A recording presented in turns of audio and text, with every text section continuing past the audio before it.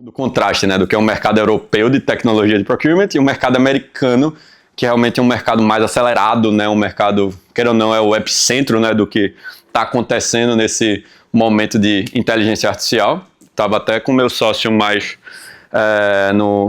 quando foi, meu Deus? Mês passado, maio, né? Mês retrasado, porque estamos em julho já oficialmente. A gente, inclusive, está no Vale do Silício, no mês retrasado. A gente foi para a maior feira de SaaS do mundo, que se chama SaaStr, né? Para quem não sabe, SaaS é o que a Linkana é, né? Um Software as a Service, né? Esse modelo de ceder um software por assinatura. Então, eu cedo ali uma licença e você utiliza o meu software para resolver um problema.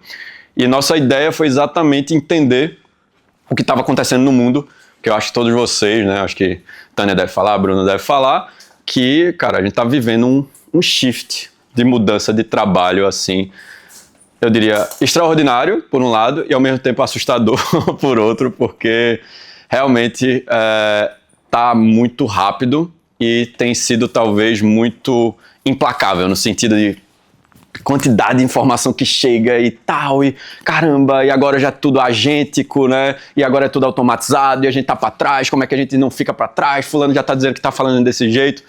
E pra gente é uma experiência confusa, né? Uma experiência complicada, que é um time relativamente pequeno. Imagina para vocês que estão dentro de uma corporação que tem todas as políticas, né? Tem todas as hierarquias, tem toda a dificuldade de se mover mais rápido. Está todo mundo se perguntando, e agora? Qual é o futuro do trabalho? O que é que eu faço? Para onde é que eu vou? E essa ida para o Vale, porque, óbvio, eu tenho opiniões fortes sobre esse tema já, mas eu queria estar lá para falar, bom, se 95% das grandes empresas de inteligência artificial estão no Vale do Silício. É um absurdo a concentração que os caras conseguem ter de capital e de tecnologia de valor agregado. É OpenAI, é Anthropic, é Cursor, aquelas de a Devin, todas elas estão basicamente lá. E eu fiz, bom, vamos ver o que é que está acontecendo naquele epicentro. E aí, óbvio, vem vários insights. Eu acho que a primeira coisa desse preâmbulo desse meu bate-papo com vocês é óbvio que é uma realidade, né? Só que eu diria que é meio paradoxal falar isso, mas eu vou tentar colocar isso aqui de uma maneira clara. O que a gente está vivendo é a mesma transição que parte de nós vivemos, mas talvez nossos pais viveram mais intensamente, quando a bolha da internet furou entre 99 e 2000. E por que eu estou falando desse momento especificamente? Porque quando a gente fala da bolha da internet furou, todo mundo fala, foi aquele caos, porque 95% das empresas quebraram, um bocado de negócio que era fraude, que era nada a ver, foi pro buraco, né? Só que, para além desse furo da bolha, houve uma mudança completa no mercado corporativo. Por quê? Porque de lá emergiram as maiores empresas do mundo, né? Quem eram as maiores empresas do mundo na época? Eram as petroleiras, eram os bancos, eram as telefônicas, né? E aí todo mundo foi atropelado por quem? Por Google, né? Por Amazon, por Netflix. Então, por mais que 99% do que a gente estivesse vendo fosse ruído, aqueles 1% se tornaram a liderança do que a gente estava vendo. E o paralelo é o mesmo agora. Provavelmente, e eu acredito nisso, 99% do que a gente está vendo é ruído. Porque o cara já está vendendo que isso aí, provavelmente vai quebrar. Provavelmente não faz sentido. Provavelmente não é 100% verdade o que ele está falando. E eu acho que a gente ainda vai ver esse momento acontecendo no mercado de IA. Mas eu também acredito que vai sobrar aqueles 1%. E esses 1% provavelmente vão ser... Já estão sendo, né? Tipo, a gente está aí para o IPO agora de Anthropic, OpenAI e da SpaceX.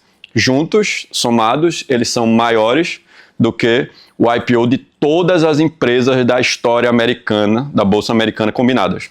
Só para vocês terem um paralelo do número. A alocação de dinheiro que estão dentro dessas 3 empresas que vão abrir capital agora, somados, se a gente somar todas as milhares de empresas que abriram capital na Bolsa Americana, elas não conseguem bater o que está acontecendo aqui. Então é bizarro, né? Como é que uma empresa em alguns anos alcança $1 trilhão, né, em valor de mercado? É isso que está acontecendo. Tem 3 despontando com essa perspectiva e todas elas, de alguma forma, estão baseando seus modelos e suas premissas em inteligência artificial, né? Nessa mudança de paradigma que muda a forma como a gente pensa o trabalho. E é dessa mudança de visão de trabalho, né, que foi eu passei por esse momento também de crise existencial, porque quando... Acho que todo mundo passou ou vai passar, tá? Não se preocupem se você ainda não viveu isso que eu estou falando, vocês ainda vão viver, não se preocupem. Cara, Isso aconteceu na Lincana entre dezembro e janeiro desse ano. Foi quando teve o recesso, a empresa tá tudo ali, férias coletivas e tal. Eu sentei, comecei a testar um pouco mais, o pessoal falando, pô, lançou um modelo novo, agora isso, aquilo. E aí chegou aquele momento que eu fiz, putz, isso aqui é diferente. Eu estou usando esse negócio desde 2022, 2023, só que alguma coisa muito diferente aconteceu no final de 2025. E o que foi essa coisa, Léo? Na verdade, foi uma combinação de coisas, tá? Os modelos, eles ficaram muito capazes, assim, muito mais capazes, assim, numa curva muito grande, capazes a ponto de que eles começaram a produzir código de qualidade para desenvolver software, que antes eles não estavam fazendo tão bem. E se vocês não sabem, e vocês pagam por isso todos os dias, né? Desenvolvimento de software sempre foi uma disciplina cara, porque era caro desenvolver software. E aí, de repente, chega um novo breaking news. Talvez software não seja tão caro assim para o centro de excelência lá do Giovanni conseguir adquirir as melhores soluções. Então, primeira quebra de paradigma aqui, né? Tá ficando mais barato, mais comoditizado, bem mais rápido. E a segunda coisa é que essas ferramentas, elas começaram a criar braços, né? Elas começaram a se conectar com qualquer tipo de sistema. Ah, tem o meu sistema tem o Salesforce, tem o Teams, tem o meu e-mail, tem o Lincana. Essas ferramentas começaram a ter braços para entrar nesses sistemas e adquirir contexto sem que ninguém ficasse lá no chat explicando, ó, eu quero isso, toma essa planilha. Não, tá aqui a pasta do meu computador, quer acessar aqui todos os contratos da Vivo, dê acesso, ele consegue acessar, né? Tá aqui no Drive, pode acessar.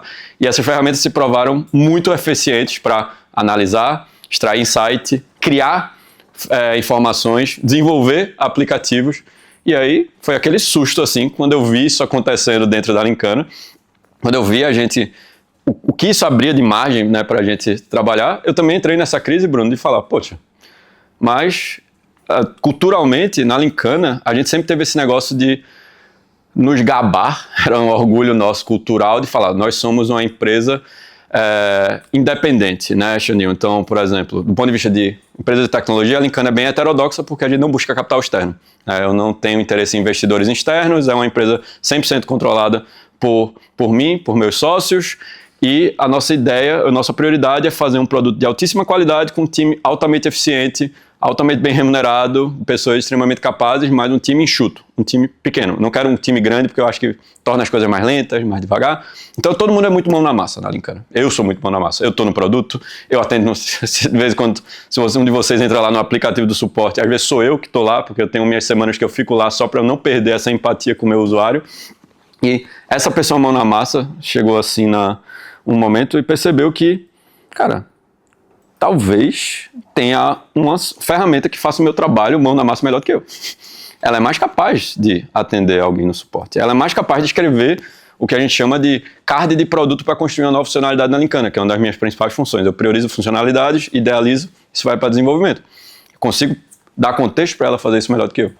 Se ela consegue fazer tudo isso melhor do que eu, qual o valor do meu trabalho? Para onde vai o meu trabalho? Não tenho mais valor. Isso aqui, nem meu software tem valor, virou commodity, eu não tenho mais valor, é melhor acabar a Lincana, fecha as portas, eu vou morar no mato, né? Então, passou o desespero inicial daquela crise, e aí veio a visão mais, talvez, realista, né?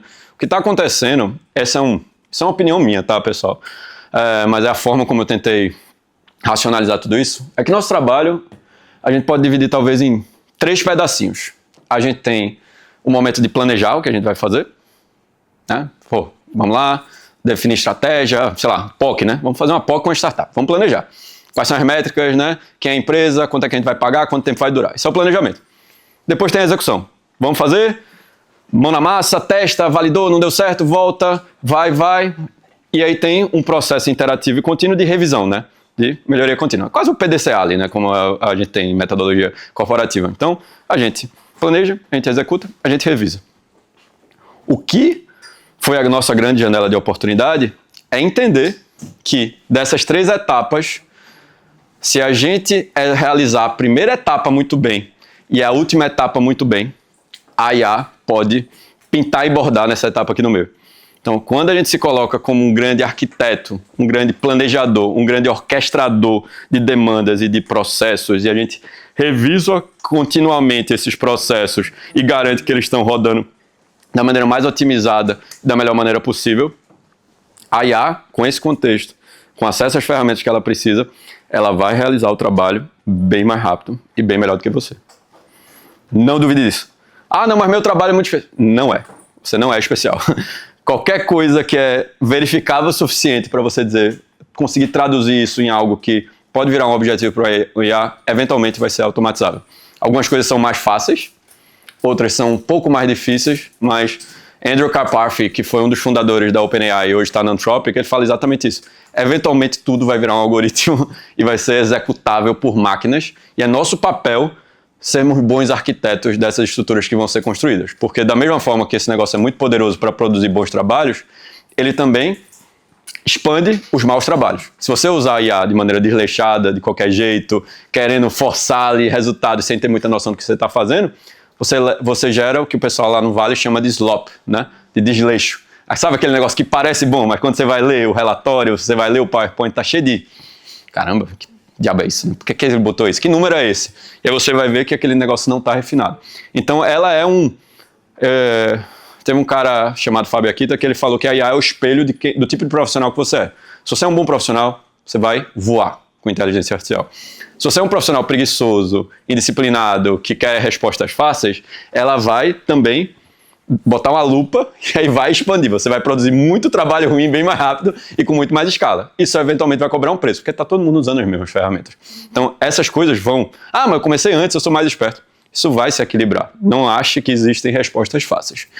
E é daí que vem, pessoal, esse introito longo aqui, né, que eu fiz, esse conceito que eu cunhei, não baseado no que está acontecendo agora na nossa indústria, talvez é o movimento que eu está se projetando que vai acontecer na nossa indústria, talvez é um reflexo de outras indústrias também, que é o que eu estou chamando do Procurement Engineer, né? Ou o engenheiro de compras, né? O engenheiro de suprimentos, como queira chamar. Tem vários outros nomes para esse Procurement Engineer, tem gente que chama de arquiteto, tem gente que chama de orquestrador, mas a ascensão do Procurement Engineer, ela é uma resposta ao que está acontecendo agora. Se meu trabalho não é mais necessariamente executar, mas muito mais prioritariamente planejar e revisar o que está sendo feito, né?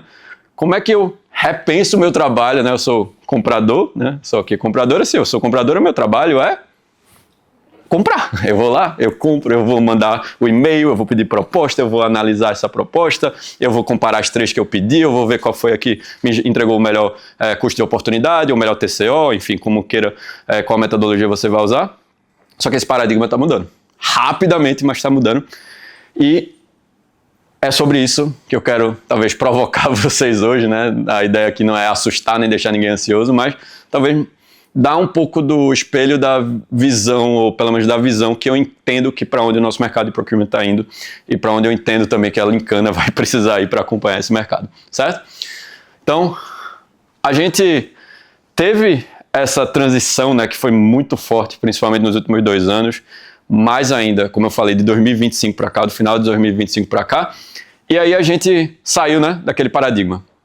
IA completa texto, né? IA, eu mando lá no chat alguma coisa, ela me responde, todo mundo usou versão 1 do chat GPT, ficou maravilhado, né? Perguntava lá quem é o campeão de 1987 do futebol brasileiro, aí falava Grêmio, né? Tipo, caramba, negócio burro, não serve pra nada, né? Mas é porque as pessoas não entendiam o que era aquilo ali. Uma IA nada mais, não é um ser inteligente, ela não é um ser pensante, ela é basicamente um espelho de parâmetros, né? Ela tenta adivinhar qual é a palavra mais provável que vai te agradar a partir de um prompt, a partir de uma instrução. Isso saiu daquele primeiro prompt mais bruto do ChatGPT, que era só uma interface ali sem memória, sem conector, sem nada, para agora um parâmetro infinitamente melhor treinado, muito mais capaz de tentar adivinhar esse texto e com muito mais contexto, né, estruturado para poder te dar a melhor resposta. Então isso tornou disciplinas, áreas de empresas como um todo verdadeiramente programáveis, né? Então você consegue pensar processos do ponto de vista de algoritmos, porque você fala, cara, é isso que eu quero passar para essa IA, para ela me dar a melhor resposta. Então você sai daquela visão do software, que é um software mais passivo, que é visto como uma ferramenta, né? Que, ela me ajuda a fazer o meu trabalho. E agora você começa a abrir essa cortina para um software que pode agir mais como um colega, pode agir mais como um par ou alguém que efetivamente executa o trabalho, né? Tá ali realizando o trabalho enquanto eu planejo, enquanto eu coordeno, mas uma IA mais ativa, né? Uma ferramenta que tem um poder que nunca teve. Isso é uma coisa nossa, agora dos últimos 3, 4 anos. Ninguém sabe ainda, conhece ainda isso, porque isso é uma realidade muito nova e, óbvio, isso já chegou para... está chegando em vendas, suporte e marketing, vai chegar para suprimentos também. Não se enganem, não se iludam. Essa palestra veio de uma conversa. Eu estava tendo uma conversa com uma head de gestão de fornecedores de uma indústria ali lá do Centro-Oeste, e a gente estava falando basicamente sobre um pouco dessa transição, né? Que ela falou, putz, mas cara, assim, o meu processo sempre foi muita burocracia, era, caramba, certidão, é background check, eu tenho que envolver compliance, são N questionários, tem N forma de fazer isso. E a gente estava discutindo muito essa ideia de case, porque tem uma ambição grande na Lincana esse ano, Xandinho tem me ajudado muito aí nessa visão, é que a gente, entendendo essa transição, a gente fez, cara, então, talvez nosso papel é se colocar nessa posição aqui de piloto automático. Eu vou ter gestores olhando para um processo, mas cada vez mais esse processo tem que ser possível de ser tocado sem intervenção humana, né? A execução do trabalho tem que ficar dentro da solução e as pessoas vão lá planejando, definindo premissas, exceções, e a ambição aqui nessa conversa era falar, cara, eu não quero que seu time precise, por exemplo, abrir documentos de fornecedores. Isso tem que ser um processo automatizado, onde seu time só vai agir realmente quando importar uma exceção, um red flag, qualquer coisa do tipo.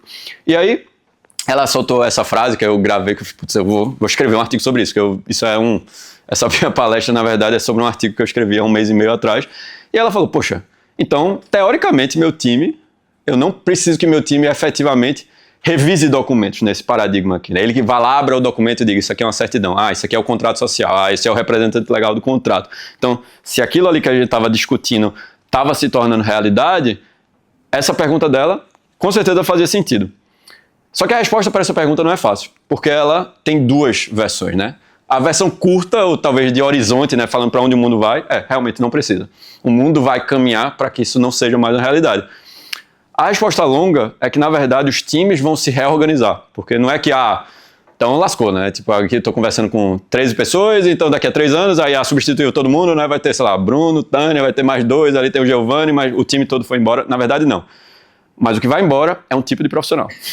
É um tipo de função que está indo embora, né? E essa função, ela não existe no organograma de nenhuma empresa brasileira, eu diria até no mundo, tá? Em geral, dá para dizer estatisticamente que essa função ainda não existe no mundo, mas ela vai precisar ser criada, ela vai precisar ser desenvolvida e ela vai precisar ser pensada, né? E como é que a gente, sei lá, eu vou falar do paralelo do que eu conheço, tá? O mundo que a Lincana opera, porque é um mundo de gestão de fornecedores, esse mundo de análise de risco, né? Burocracia de homologação, qualificação. Eu tenho um analista de gestão de fornecedores, vamos dizer assim, comum ou tradicional aí dos anos 2020 para cá, né? Como é que esse cara opera, né? Se ele estiver operando assim num paradigma mais popular, mais tradicional. Cara, esse cara vai receber uma pilha de documentos, ele vai abrir lá 14 abas, né, do computador dele, ele vai ter uma planilha lá de controle provavelmente, e ele vai estar lá revisando certidão negativa, ele vai estar olhando resposta de questionário de fornecedor, ele vai estar olhando balanço, ele vai estar olhando documentação específica de terceiro. Aí ele vê que tem um problema, ele devolve para o fornecedor. Aí o fornecedor não vê, demora, ele cobra, 3 dias depois o fornecedor manda o documento de novo, e lá vai esse ciclo. E repita isso, né, para centenas, milhares de fornecedores. Isso aqui é só um microcosmo de compras, mas você pode espelhar isso para comprador também, né? Vou lá, peço proposta, né? O fornecedor não manda, eu cobro de novo, ele manda, eu tenho que equalizar, ele não mandou o parâmetro tal, eu cobro, começa de novo. Essas histórias, elas só mudam um pouquinho o endereço, mas todo mundo consegue ter empatia, né? Se conectar com isso aqui que eu estou falando, né? E se você parar para pensar nesse modelo mais tradicional, a execução engole muita gente, né? Vocês podem, muitas vezes você fala, cara, não tive tempo de fazer nada hoje, caramba, foi o dia todinho só tocando esse projeto, só cuidando dessa proposta, só equalizando isso aqui. Quando essa é a realidade, pessoal, quanto tempo sobra para a gente focar, entre aspas, no que realmente importa, né? Que o Bruno vai falar, vocês precisam ser mais estratégicos, né? Aí, Bruno, fácil falar, cara, mas que tempo, né? Qual é o tempo que eu tenho para ser estratégico, que eu tenho para alocar para isso? Muitas vezes é 0. Tem semanas que é nenhum tempo, às vezes um pouquinho, né? É sempre quase a exceção, né? No Pareto é 80% executando, 20% planejando e revisando o que a gente está fazendo, porque não pode parar, a empresa não pode parar, vamos embora. Mas isso é um efeito do nosso espírito do tempo, né? É isso, né?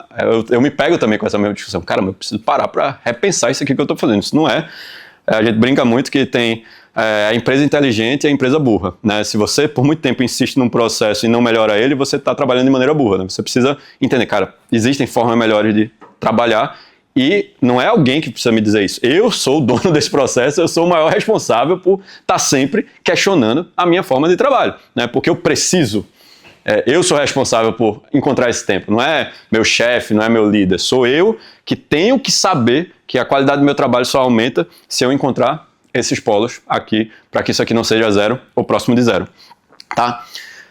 E aí eu conto essa história não começando por suprimentos, mas talvez o paralelo ele nasça já de outras áreas que estão um pouco mais na frente da gente em termos de pensar essa estrutura. Lá em 2023, por exemplo, surgiu esse termo aqui. Quem já ouviu falar nesse termo aqui, GTM? Alguém sabe o que é GTM? GTM é muito usado por time de vendas e marketing, porque é o que o pessoal chama de go-to-market, né? É a estratégia de distribuição, né? Como é que a gente vai fazer as pessoas saberem que nosso produto existe, né? Então, eu na Lincana tenho que focar em distribuição. Tenho que falar, vamos participar do fórum de compras, porque lá o pessoal tem muito comprador, então é uma estratégia de go-to-market da Lincana. E, como vocês sabem, vendas e marketing é uma área super priorizada dentro das empresas, porque é onde está receita, né? Pô, é os caras que conseguem aumentar o top line, queira ou não, o CEO tá olhando para a top line. Como é que a gente aumenta o faturamento? Como é que a gente aumenta o faturamento, né? E aí o comprador tá dizendo, pô, mas olha o tamanho do custo. Não importa, quero ver faturamento. Então, go-to-market. E o que é que estava acontecendo com a indústria de go-to-market? A gente já tinha internet, né? A gente já tinha o novo grande canal para aquisição, né, de clientes. A gente saiu do mundo físico, a internet já ia bombando, SaaS já tinha virado um padrão, né? Ou seja, todo mundo já adquiria SaaS, só que ainda existia uma forma muito incipiente de você chegar nas empresas.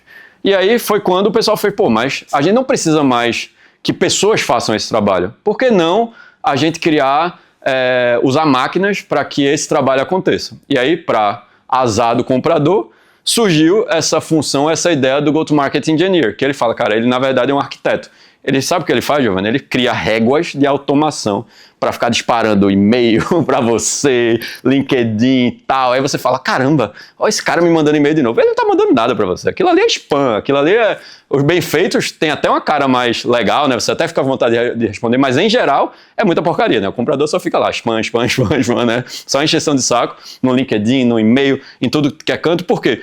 Porque conseguiu-se entender que o papel do profissional de go-to-market não era mais mandar um e-mail lá encontrar o cliente. Ele podia criar muita automação para máquinas fazer esse trabalho. Ele virava um engenheiro de processo, né? Um engenheiro de go-to-market, né? O cara de growth, né? Esse não é o cara que fica lá executando, ele é o cara que fica pensando aquele processo. Pô, esse e-mail tá legal, essa régua tá legal, a gente tá trabalhando com o nosso perfil mais assertivo. Então, esse cara já era uma ideia muito construída e muito assertiva em 2023, porque a tecnologia já permitia que a galera pensasse lá dessa forma, tá? Então, óbvio, se você tinha 15 pessoas indo lá mandar e-mail na mão, 15 estagiários, etc., você tinha um cara desse, né? Mais uma pessoa ali executando, conseguiu fazer o trabalho de 10 pessoas. Um amigo meu que trabalha na área de suporte, ele trabalha com uma solução que faz essas aplicações de chat, né, que dão suporte para aplicação, etc., ele estava falando, ano passado, em um conceito análogo dentro do mercado de CX, né, que é Customer Experience, né, que é o CX Engineer. O que é que IA criou nesse mercado? Cara, quem aqui não já teve a experiência lá? Teve um problema numa passagem, precisou remarcar, aí caiu numa URA daquelas de chatbot, assim, que você fala, putz, grila, quem foi que fez esse negócio? De tão ruim que é essa experiência, né? Pensando do ponto de vista tradicional, esse era o paradigma de automação para suporte, tá? Eram chatbots, árvores de decisão super ineficientes, super detestadas. Então existia ainda um valor agregado, tem até contratos de vocês que vocês colocam, suporte humanizado, né? Além dos horários, é humanizado porque a gente sabe que se for um chatbot, o usuário vai sofrer pra caramba, né? Então isso para algumas empresas era até exigência. Só que com IA, essa fronteira começou assim a ser quebrada, né? O pessoal chutou a porta e falou, cara, não, tem uma coisa aqui que com o contexto certo, com as respostas corretas, ela em linguagem natural consegue responder a ponto de em alguns cenários ser imperceptível para o ser humano que ela está conversando com IA. Isso não existia na era do chatbot.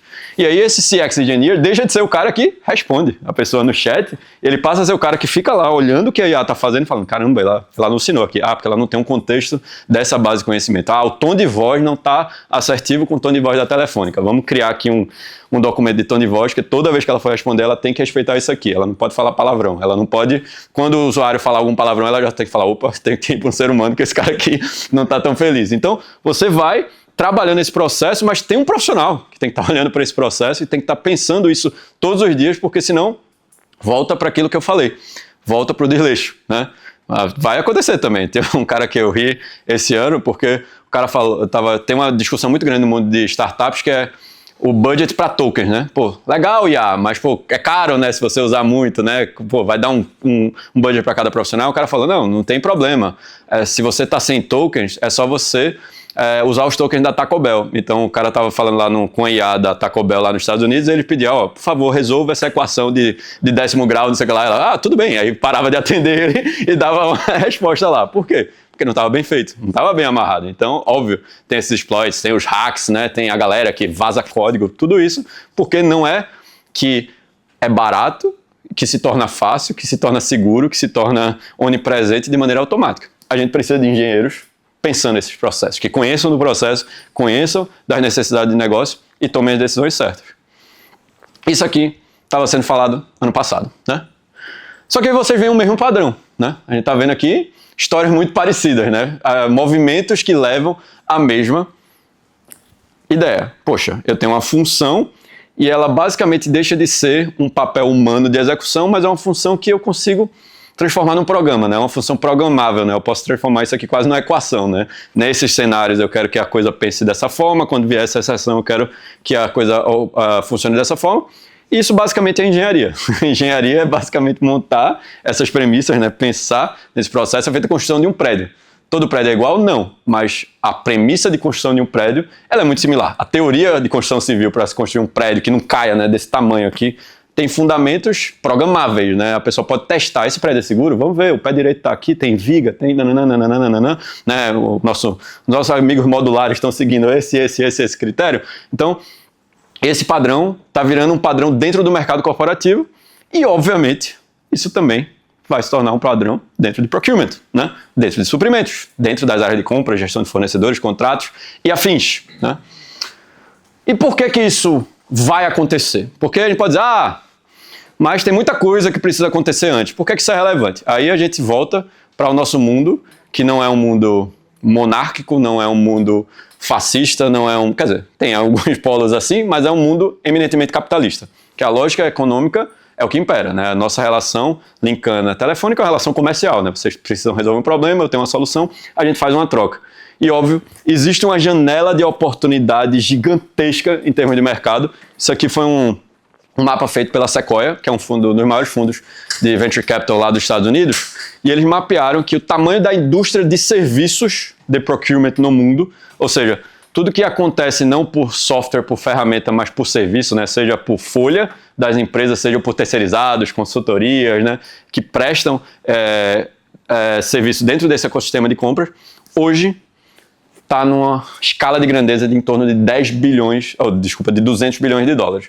Isso, para vocês terem de paralelo, essa indústria de serviços, né, de BPOs, de consultorias, de terceirizações e de pessoas, né, realizando trabalho e não máquinas e sistemas, é em torno de 6, 7 vezes maior do que o mercado de software, né? Ou seja, eu tenho um mercado de software como o da Linkana que abocanha 6, 7 vezes menos desse tamanho de mercado que a indústria de procurement no qual vocês estão inseridos consegue fazer.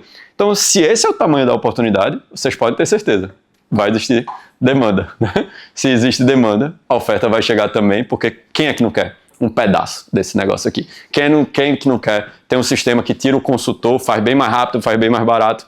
Isso vai acontecer numa velocidade, numa escala que a gente não está acostumado, que a gente nunca viu, provavelmente, na nossa era capitalista, nessa era moderna do capitalismo que a gente está vivendo. Então, você tem aqui esse paradigma e você tem a janela de oportunidade, que é o quê? Se eu olho, por exemplo, só nas empresas que usam a Linkana, estava falando aqui, em torno de 220 empresas, certo? 90% das empresas no qual a Linkana opera e atende, mais de 90%, eu diria ali quase 93, 94% das empresas que a gente atende, ainda trabalha com a premissa de que o processo, mesmo o processo, Bruno, ponta a ponta, verdinho, redondinho, ela ainda quer, o processo dela ainda manda que alguém tenha que olhar para aquilo ali. Ah, por quê? Não precisa de um porquê. E esse é o problema, né? É simplesmente assim. Se existe isso, existe uma ineficiência. Se existe essa ineficiência, é onde existe também a janela de oportunidade. Que é como a gente está pensando isso, né, cara? Eu preciso...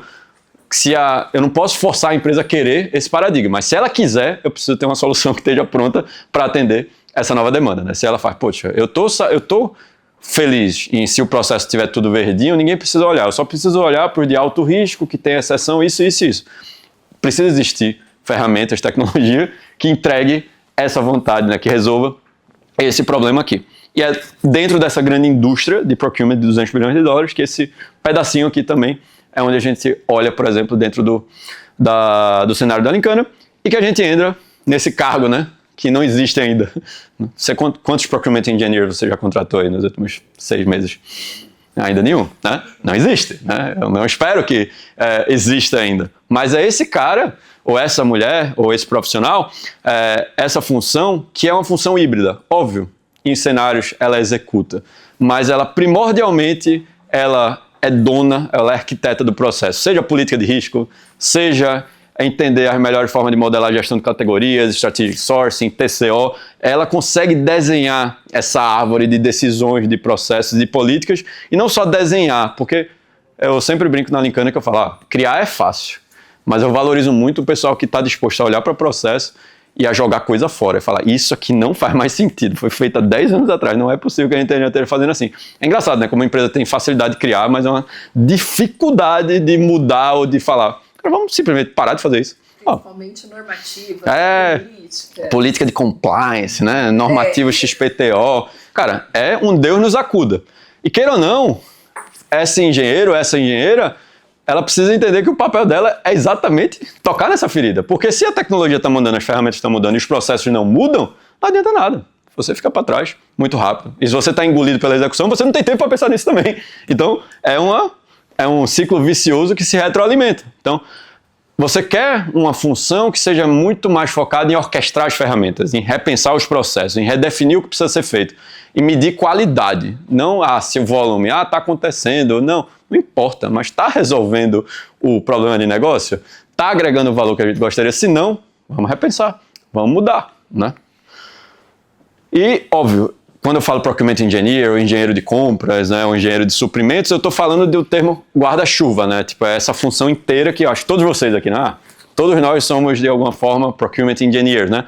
Só que aí, óbvio, cada um vão ter essas disciplinas que vão se tornar verticais dentro desse processo. E se eu sou uma solução de gestão de fornecedores, eu trago o meu SRM e penso, cara, então o que é que seria essa visão do engenheiro na gestão de fornecedores? Seria o SRM, o SRM Engineer ou engenheiro de gestão de fornecedores, né? Se eu tenho essa visão mais ampla de compras, eu também tenho essa visão mais vertical que vai estar olhando para a relação com o fornecedor, né? Seja a relação de risco, a relação contratual, né? A relação de performance, a relação de qualidade, a relação de governança. E é exatamente nesse espaço que a Lincana, queira ou não, né? Bem ou mal, espero eu que sim, seja a infraestrutura, né? Se eu tenho um novo tipo de profissional, eu preciso de um novo tipo de solução também, né? E aí aqui eu não sei se está grande o suficiente para vocês, eu esperava o telão da Copa aqui, bem grande aqui para todo mundo enxergar, mas eu vou falar aqui para quem não estiver enxergando, algumas comparações de como esses modelos podem divergir, né? Poxa, se eu sou o analista tradicional, aí eu tenho lá uma estratégia de fornecedor que fala, a gente tem que avaliar essa documentação aqui e para garantir que ele não tem risco, o analista tradicional ele faz o quê? Ele tem que revisar a documentação. Ele recebe, ele olha e fala, tem risco, não tem risco. Já o engenheiro, ele vai estar, cara, poxa, por que a gente está pedindo esse documento? Esse fornecedor, a gente aqui é a Calunga, a gente está comprando papel. Mas a gente aplica 50 questionários para a Calunga. O engenheiro vai perguntar, por quê?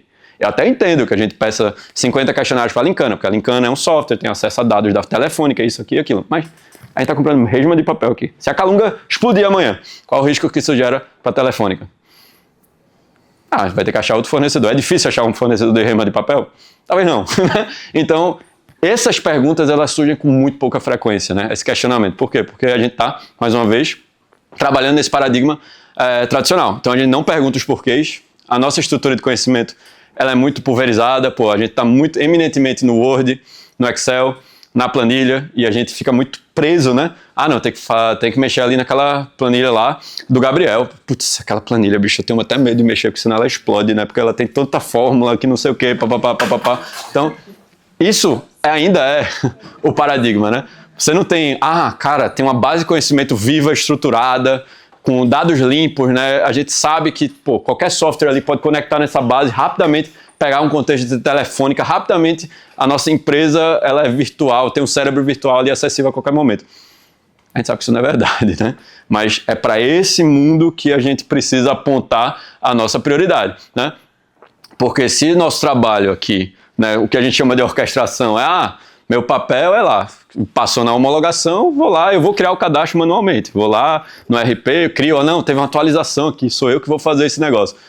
E não sou eu que estou simplesmente pensando na esteira de como eu quero que novos fornecedores entrem na empresa, eu vou estar sempre olhando para o operacional. Quando, na verdade, é o objetivo. O fornecedor precisa ser pago. Para o fornecedor precisa ser pago, ele precisa ser cadastrado. Para ser cadastrado, precisa passar na política de risco. Para passar na política de risco, e a gente conseguir tornar essa esteira a mais eficiente, com maior qualidade e mais rápida possível, né? Esse é o jogo. Essa é a transição que sempre, acho que não é uma discussão nova, né? Com AI, meu Deus, isso agora é verdade. Acho que a gente sempre tentou fazer essa transformação de mundos. Talvez o que há atrás é um atalho, né? Uma forma mais rápida, uma forma talvez mais palpável da gente falar, cara, agora não dá para dizer que não dá.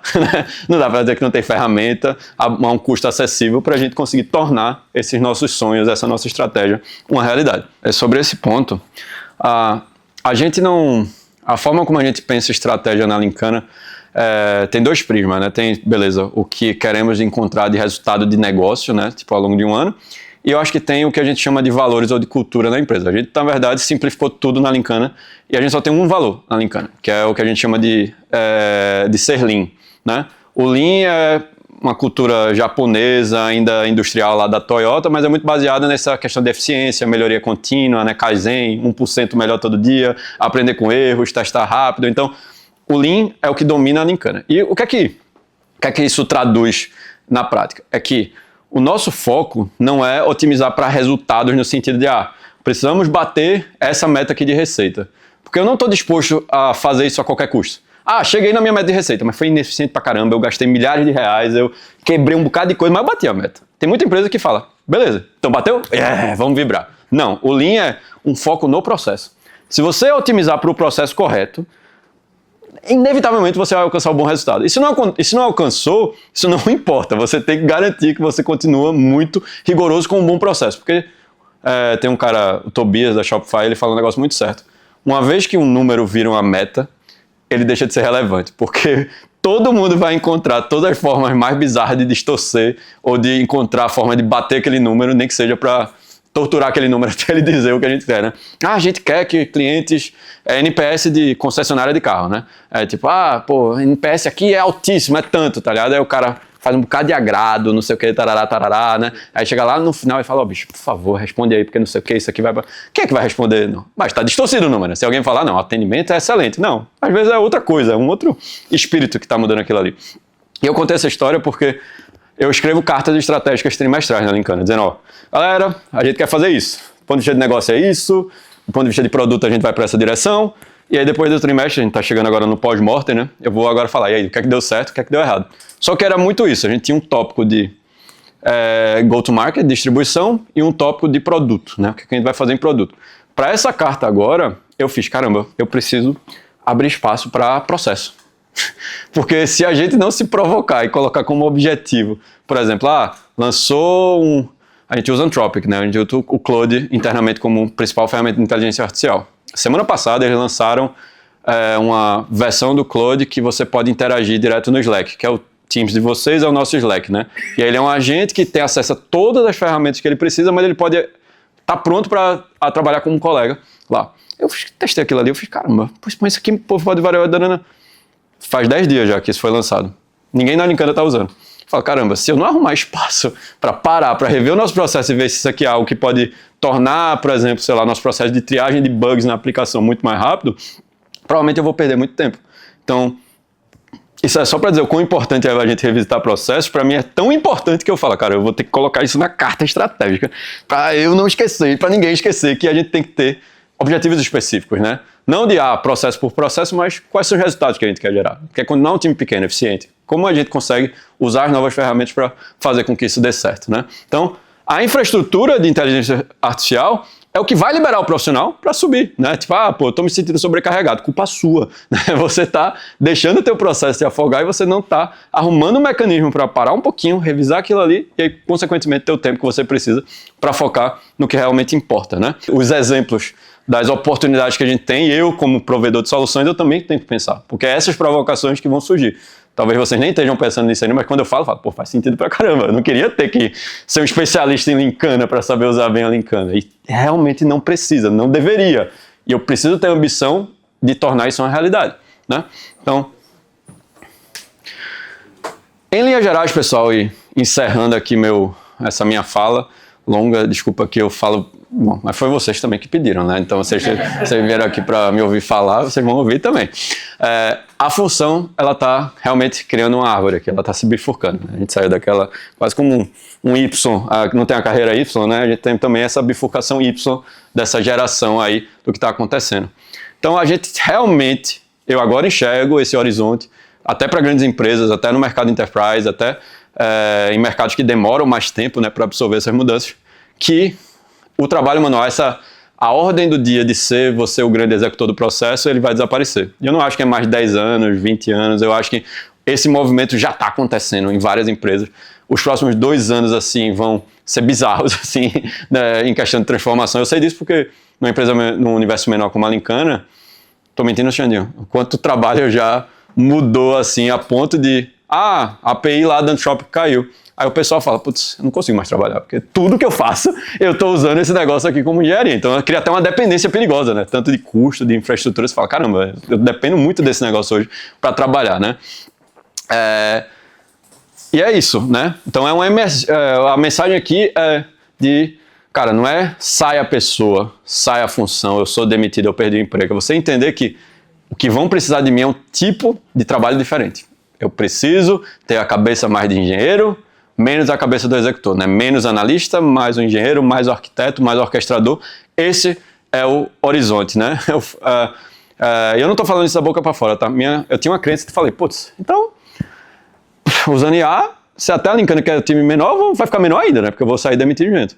Mas pelo contrário, a gente trabalha mais quando a gente usa IA, porque ela dá tanto poder que a gente consegue se meter em tanta coisa. Por exemplo, o nosso roadmap de produto da Linkana era muito mais conservador. A gente pensava assim, o produto vai ser muito mais vertical aqui, aqui, aqui. Agora a gente tá falando, cara, dá para expandir. E dá para expandir bem, dá para fazer bem mais coisas sem ter que aumentar o time. Então, consequentemente, eu tô fazendo muito mais. Eu falo, caramba, eu queria até ter alguém de produto para fazer também, porque eu acho que eu consigo retorno nisso aqui. Então, esse período de pessimismo de caramba, mão de obra vai ser toda cortada, ele já tá assumindo, porque agora o pessoal tá pensando em requalificação da mão de obra, né? As pessoas vão ser mais técnicas, as pessoas vão ser menos operacionais, elas vão ser substituídas ou as funções vão ser repensadas mas ainda assim ter pessoas, em alguns casos até mais pessoas do que tinha antes, dependendo do valor agregado que você conseguir gerar, né? Então, os melhores CPOs ou os C-Levels já estão começando a enxergar isso, quando eles conseguem ver o valor agregado dessas ferramentas, né?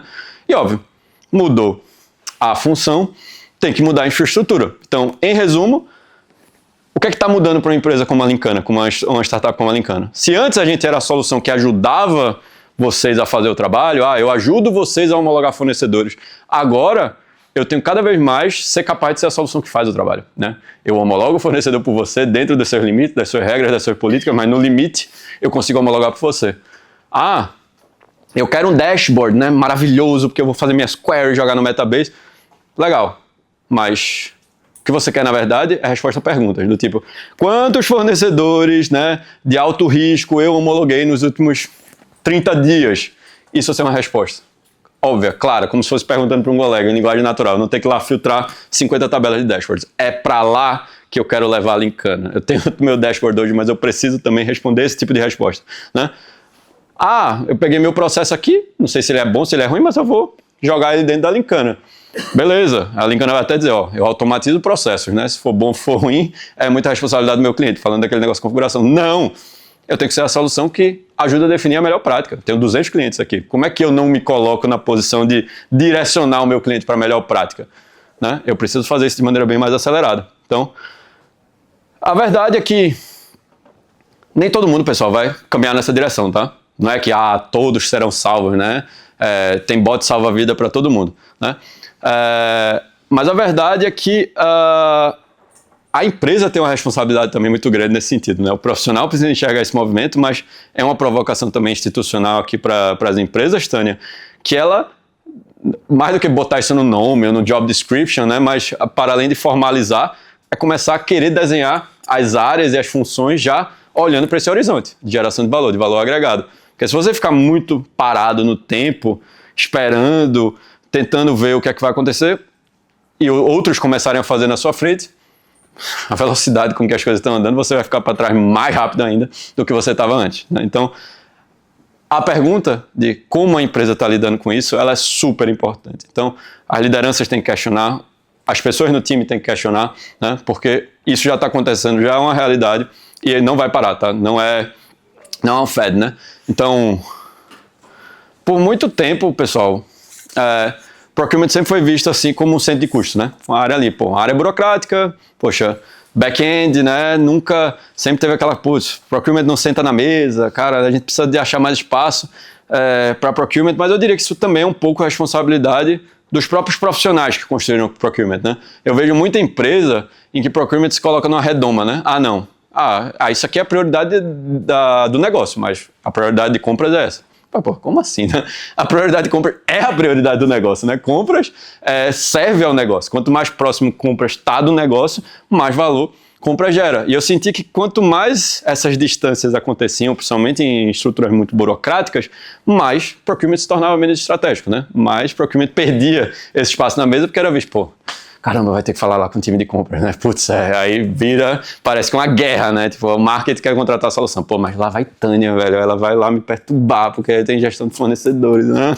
Então, essa aproximação, ela precisa acontecer mais rápido, porque senão, mais uma vez, procurement vai chegar muito mais tarde nesse modelo que a gente está falando aqui, porque vai ficar como um patinho feio, vai ficar lá querendo... muito apegado, né? Mas nossa política normativa 223 de 2015 é muito difícil mudar. Caramba, cara, não deixa aí. Pronto, e aí vai. Né? Vocês já ouviram essa história. Então, quem entender esse futuro primeiro, também vão ser os profissionais, vão ser as empresas que vão liderar esse procurement, essa nova visão de suprimentos da próxima década, né? E quem estiver fazendo isso, ou se o que a gente quer que seja realidade, né? Os usuários que estejam na Linkana, usando a Linkana, também a gente dê condições, a gente impulsione para se tornar esse SRM Engineer, esse Procurement Engineer, que é esse conceito que eu trouxe para vocês aqui hoje. É isso aí, pessoal.